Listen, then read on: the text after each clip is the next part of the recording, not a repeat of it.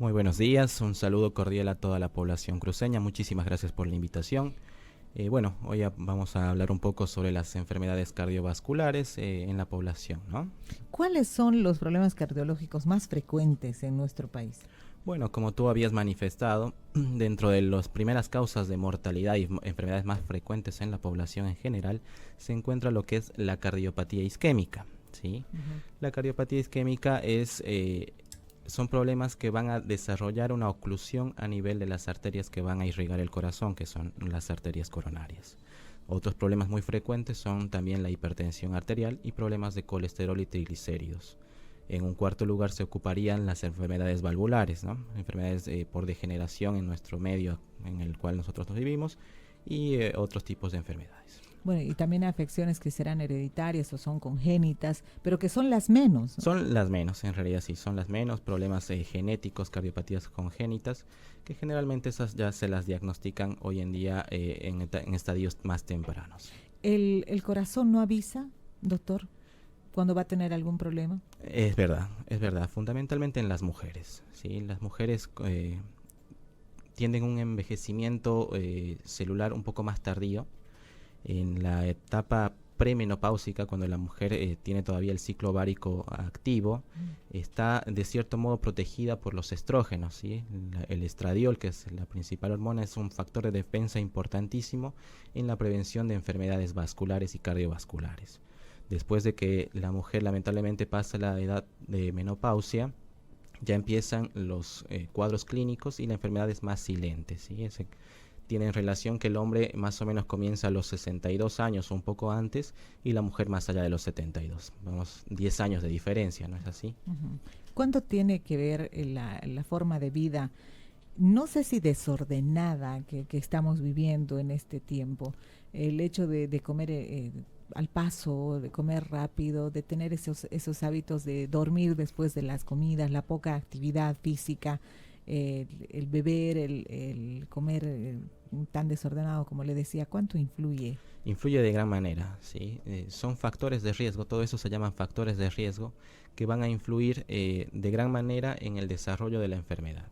Es así que los malos hábitos alimenticios, comer al paso, comida rápida, el estrés que hoy en día en la población está tan presente en la población joven, donde lamentablemente la sociedad es más competitiva, entonces la gente anda muy acelerada, limita unos adecuados manejos alimenticios, así como no desarrollar actividades deportivas de forma adecuada.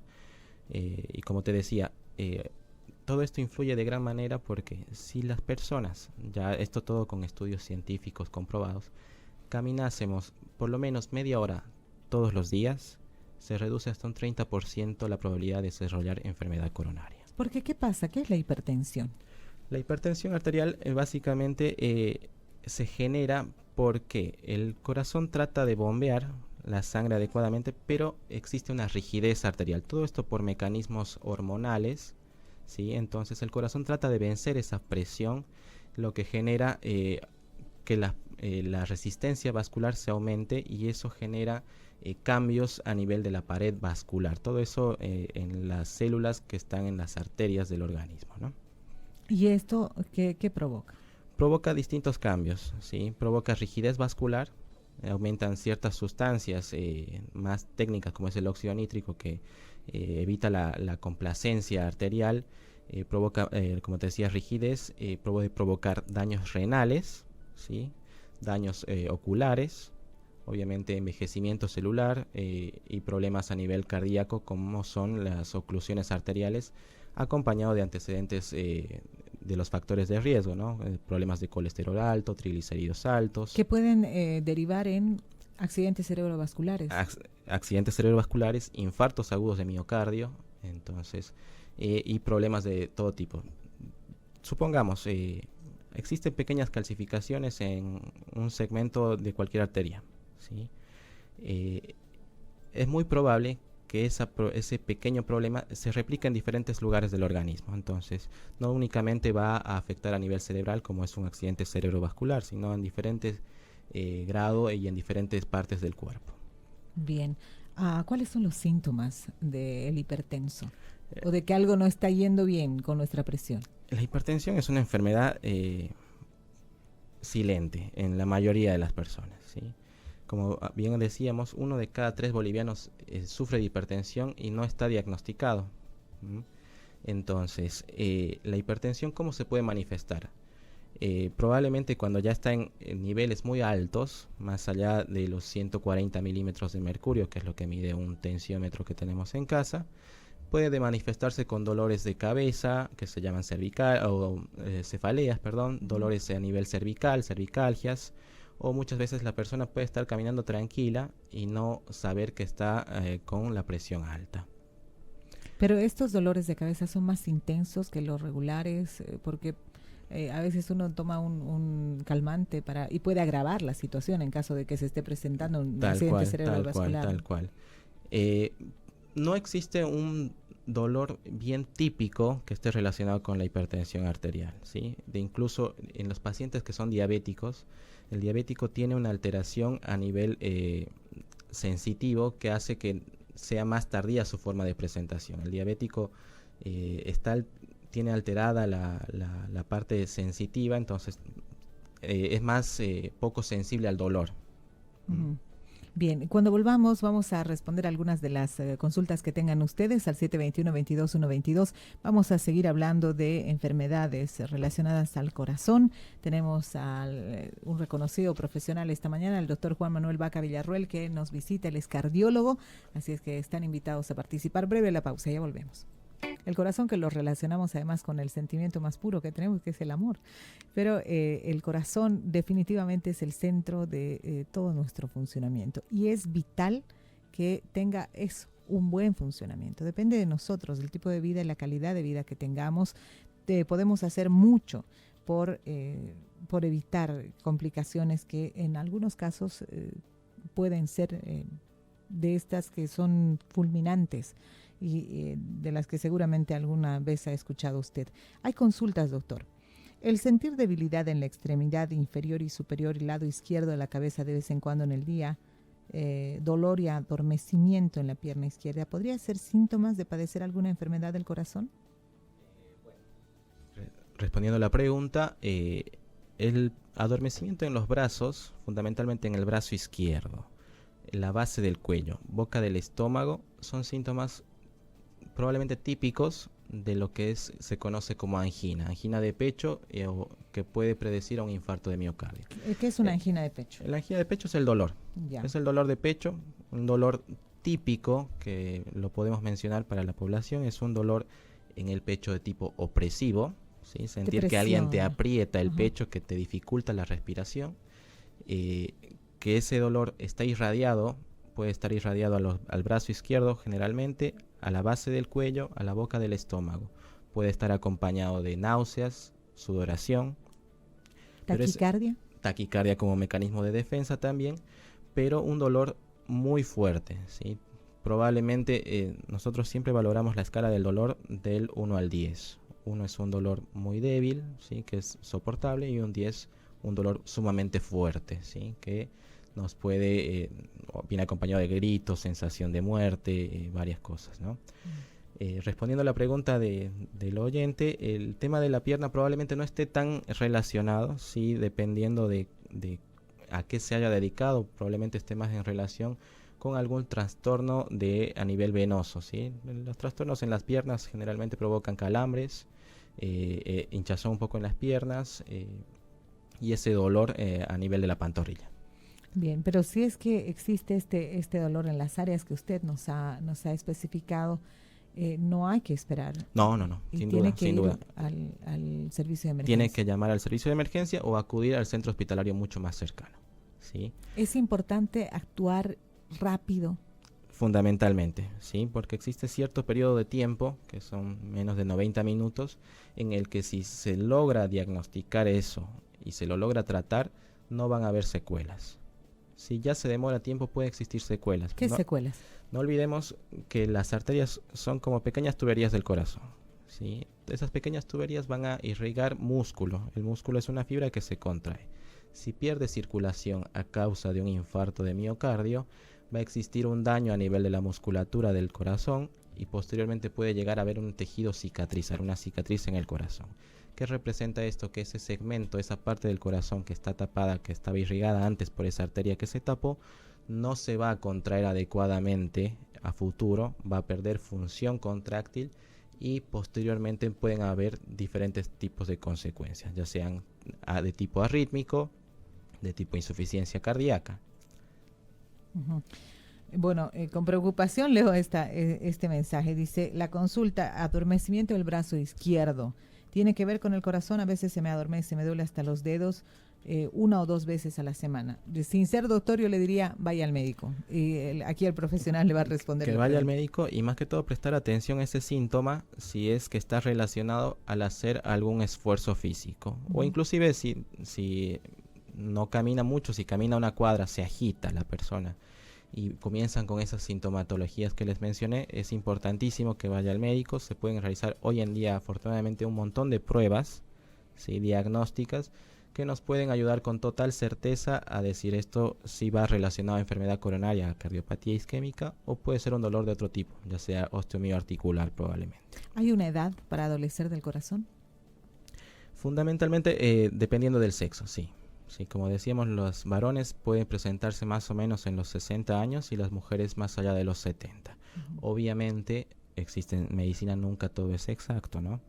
Existen antecedentes familiares. Si una persona ha tenido un familiar cercano, padre, madre, hermanos, que ha tenido algún episodio de infarto de miocardio menor de 50 años, es muy probable también que sea algo congénito, ¿no? O sea, algo genético que se pueda pasar a la siguiente generación. Se herede. Exactamente. Doctor, ¿qué pasa con estos infartos fulminantes, los que prácticamente en cuestión de minutos se observa cómo una persona pierde la vida y se desploma ya sin vida? ¿Qué pasa en esos casos? Eso se llama muerte súbita. Muerte súbita es cualquier causa de muerte, ¿sí?, que lleve a la defunción del paciente o de la persona en el lapso de menos de 1 hora, ¿sí? Es decir, antes de presentarse este cuadro, ¿la persona siente algo? Probablemente, la mayoría va a sentir algunas molestias de las que les comenté. Desestimamos, pero la situación, porque estamos acostumbrados al matecito o a una aspirina, ¿no?, a automedicarnos y decir, bueno, ya me va a pasar, a soportar un poco cuando la situación podría ser muy, muy complicada. Eso es lo que nos falta a nosotros, los bolivianos, también la cultura de acudir al médico, ¿no?, en primera instancia. Probablemente los remedios caseros ayuden en cierta forma, pero no es la palabra definitiva. Probablemente hayan otros problemas de trasfondo que estén relacionados con la salud y lamentablemente pasan por alto al no acudir a una consulta, ¿sí? Preguntan, ¿los problemas afectivos o el estado depresivo de una persona pueden provocar problemas en el corazón? Puede provocar el estrés. Hoy en día es un factor de riesgo importantísimo, ¿sí? El estrés, el grado de estrés puede provocar. También existen otros tipos de miocardiopatías que se llaman miocardiopatías por estrés, que provocan cuadros reversibles, similares a un infarto, pero es por estrés. ¿Podemos decir estrés también acompañado de depresiones muy agudas, doctor? Es muy raro, muy raro. Hay que analizar, básicamente, ver el cuadro clínico del paciente, los antecedentes, sus factores de riesgo, y en base a eso se hace una estratificación de riesgo del paciente respecto a riesgo bajo, riesgo moderado, riesgo alto, y eso a nosotros nos puede permitir guiar estudios clínicos para diagnosticar y también para tratar. Doctor, ¿cuántas veces tenemos que ir a un control? Porque cuando somos niños nos dicen, tiene que ir 2 veces por lo menos al odontólogo, ¿no es cierto?, a hacerse ver los dientes al año. En el caso del corazón, siendo el órgano más importante que tenemos y que debe estar bien cuidado, ¿cuántas veces tenemos que hacernos un chequeo? Bien. ¿A partir de qué edades? Más allá de los 45 años, es oportuno una consulta con un médico especialista, con un cardiólogo, para diagnosticar y para hacer prevención. Hoy en día estamos más enfocados en todo lo que es la prevención cardiovascular, ¿sí? Mínimamente 1 año cada año, y para hacer estudios clínicos de acuerdo a lo que sea necesario. Pero sí, una vez al año nosotros podemos hacer un punto de inicio, conocemos a nuestro paciente y en base a eso vemos qué estudios pueden ser necesarios para realizar y qué medicamentos utilizar para tratar y para prevenir posibles complicaciones a futuro.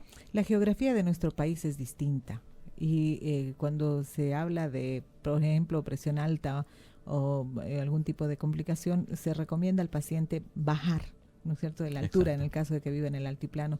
¿Eso es lo más recomendable o una persona perfectamente puede vivir con algún tipo de anomalía en el corazón en la altura o debe trasladarse al oriente, al llano? Es recomendable obviamente, también aparte de hacer un tratamiento médico adecuado y mejorar los hábitos. ¿Sí? Como te decía, por lo menos los 30 minutos de caminata diaria disminuyen la presión por lo menos en 10 milímetros de mercurio. ¿Qué quiero decir? Que si antes la persona iba con 140 de presión sistólica, probablemente teniendo hábitos sanos pueda llegar hasta los 130, y si corregimos todos los factores de riesgo y los medicamos bien, puede llegar a normalizarse la presión arterial. Le propongo después de la pausa, doctor, hablar del después del diagnóstico. ¿Cómo se tratan estas afecciones cardíacas? Claro, ¿cuál es es básicamente una guía para ustedes, amigos, y queremos hablar principalmente de prevención en este espacio. Estamos con Salud junto al doctor Juan Manuel Vaca Villarroel, cardiólogo. Ustedes pueden participar 721-22-122. Ya volvemos. Estamos en nuestro espacio con Salud. Gracias a ustedes por seguirnos. El doctor Juan Manuel Vaca Villarroel, cardiólogo de la Clínica Foyanini, está con nosotros. Muy agradecidos por su presencia, doctor. Las preguntas llegan y dicen, sabemos que la hipertensión es una enfermedad crónica. Un paciente cuando es diagnosticado tiene un tratamiento de por vida. ¿Qué pasa si este paciente se normaliza su presión de 110/70? ¿Debe seguir tomando las tabletas? Bueno, respondiendo la pregunta, es necesario que probablemente el médico le sugiera continuar la medicación, pero a una dosis más chica, por algún tiempo, menor, obviamente, y después de eso probablemente si se mantiene con valores de presión normales puede llegar a quitar la medicación, porque obviamente la medicación, ¿qué es lo que va a hacer? Va a continuar inhibiendo ciertos factores hormonales para bajar la presión. Entonces, si el organismo ya tiene una baja de presión y nosotros agregamos medicación para continuar bajando la presión, el paciente va a empezar con sintomatologías de hipotensión y no va a haber un adecuado bombeo de sangre del corazón a las diferentes regiones del cuerpo. Hemos hablado de síntomas, ustedes, amigos, lo han escuchado. Si es que coincide todo lo que se ha mencionado y el paciente acude al profesional, que es lo que deseamos, no automedicarse, no siga los consejos de toma esto o haz aquello. Claro. Necesitamos la palabra del profesional. A partir de ello, ¿cómo cambia la vida del paciente? Bueno, después de que es diagnosticado, entra en una fase de medicación y control de los factores de riesgo. Obviamente evitar el consumo de sal, evitar el consumo de grasas. ¿Totalmente la sal? Sí, en lo adecuado es quitar la sal, mínimamente, o en lo posible a bajarlo a 1500 miligramos día. ¿Que eso equivale a cuánto? Una pizca, digamos, es muy chiquito. ¿No? Muy poquito. Muy chiquito, claro. Ya. Pero en lo posible siempre yo aconsejo a mis pacientes quitar la sal, sustituirla por algún otro complemento, ya sea un tipo de especie o limón, que el limón ayuda mucho, y bueno, comenzar la medicación, hacer controles seriados ya en el tiempo, ya sean a los 3 meses, a los 6 meses, hacer algún otro estudio diagnóstico para ver cómo se ha comportado el organismo después de la medicación, y de ahí el seguimiento ya un poco más prolongado. Bueno, y si usted ha sido diagnosticado, está medicado, no descuide sus controles. Es otra cosa importante, ¿no es cierto? Es importante, sí. Muchos de nuestros pacientes, al sentirse bien, obviamente todos al sentirnos bien, ya deja de lado la consulta, deja de lado el querer seguir tomando la medicación y la suspende por sus propios medios, digamos. Cosa Decisión propia. Claro, cosa que no es adecuada, porque tiene que haber alguien autorizado, alguien que conozca los antecedentes, vea si es lo más factible en el momento para suspender o sustituir o rotar de medicación. Entonces, es importante el control posterior y acudir a los controles pactados con el paciente. Claro, es vital aquello. Habíamos hablado de que existe una edad, de 45 años en adelante, pero siempre es importante la salud cardíaca, ¿no es cierto, doctor? El hablar de reducir la sal para todos. Además. Sí.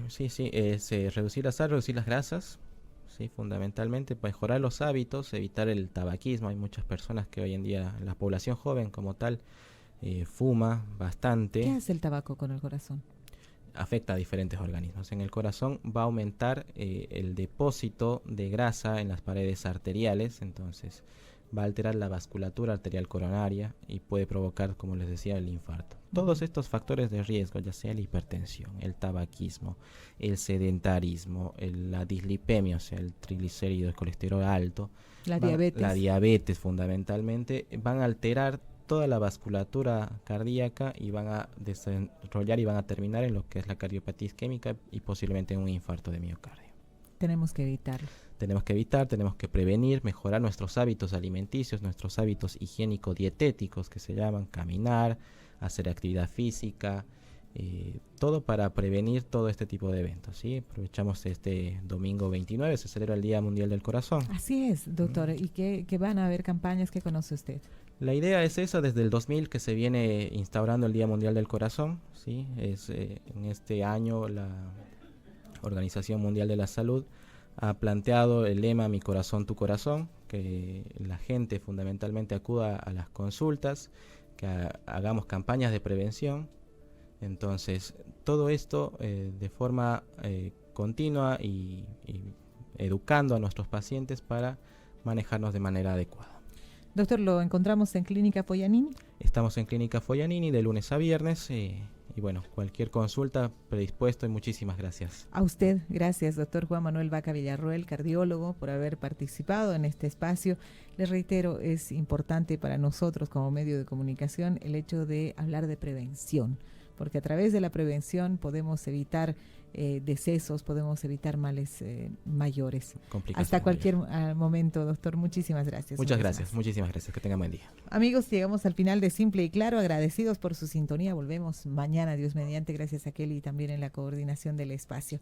El martes estaremos nuevamente con salud. Hasta entonces.